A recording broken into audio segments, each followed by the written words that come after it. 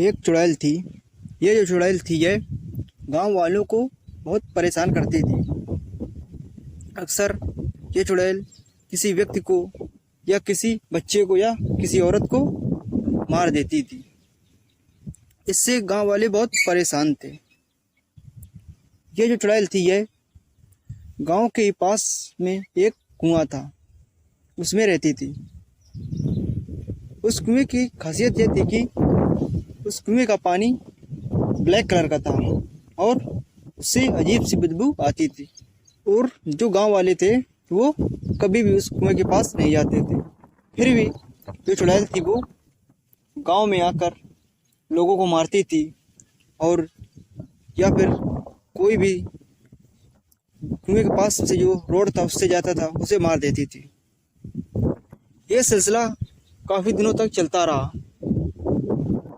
काफ़ी समय बीतने के बाद गांव वालों के बीच में एक बैठक हुई और इस चुड़ैल से बचने के लिए लोगों ने एक साधु को ढूंढना शुरू कर दिया, लेकिन उन लोगों को कोई भी साधु नहीं मिला।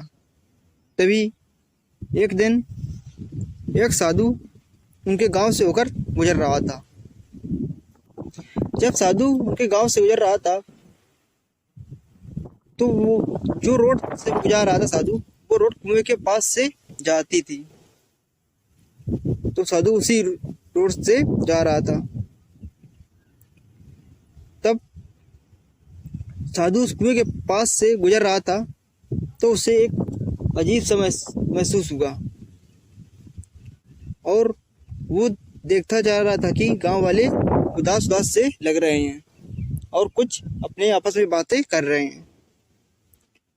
तो जो साधु था वो लौटकर गांव में जाता है और पूछता है आखिरकार इस गांव में क्या चल रहा है और सभी लोग इस प्रकार से परेशान क्यों हैं। तब गांव वालों ने बताया कि हमारे गांव के पास में एक कुआं है, अक्सर वहां से अजीब सी आवाज़ें आती हैं और हमारे गांव में पता नहीं कैसे मौतें हो जाती हैं और जो भी लाश मिलती है वो कुएं के आसपास ही मिलती है। हमने इसके लिए जानने की कोशिश की पर हमें कोई भी चीज़ नहीं समझ में आ रही। तब साधु ने बताया कि ये सब जो हत्याएं हो रही हैं ये हत्या कोई नहीं कर रहा है, ये बल्कि एक चुड़ैल कर रही है और ये जो चुड़ैल है ये उसी कुएं में रहती है। ये बात सुनकर गांव वाले काफ़ी हैरान हो गए। तब वो लोग बाबा से विनती करने लगे कि बाबा हमें इस चुड़ैल से मुक्ति दिलाइएगा, हम लोग इस चुड़ैल से बहुत परेशान हैं। ये चुड़ैल है ये हमारे बच्चों को भी मार देती है। यह बात सुनकर साधु बोले ठीक है, हम इस चुड़ैल को अब बंधक बनाकर कहीं छोड़ देंगे। तुम लोग हम जो सामग्री मंगा रहे हैं उसे लेकर आओ। तब गांव वाले बाबा ने जो सामग्री मंगाई थी वो गांव वाले सामग्री लेकर आ गए। इधर बाबा अपनी पूजा पाठ चालू कर दी और मंत्र पढ़ने लगे। थोड़ी देर बाद कुएं की तरफ से तेज एक आवाज़ आई और आवाज़ के साथ साथ एक आंधी सी आई। यह देखकर गांव वाले डर गए, लेकिन जो साधु थे वो समझ गए कि ये कोई हवा नहीं बल्कि ये वही चुड़ैल है। वो आके जहाँ पे साधु पूजा कर रहे थे उसी तरफ आके घूमने लगी। जब साधु ने उस चुड़ैल को अपने मंत्रों से बांधने की कोशिश की तो वो चुड़ैल बार बार छूट जा रही थी और बार बार साधु से टकरा रही थी।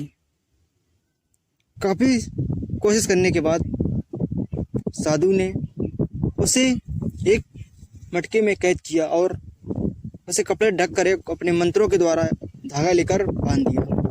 उस चुड़ैल को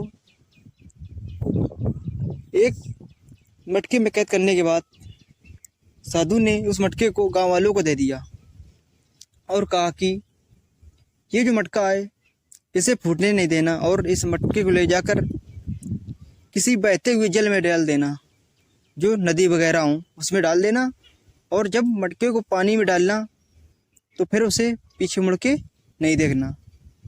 अगर तुमने मुड़ के देखा तो तुम्हारी जान को खतरा हो सकता है।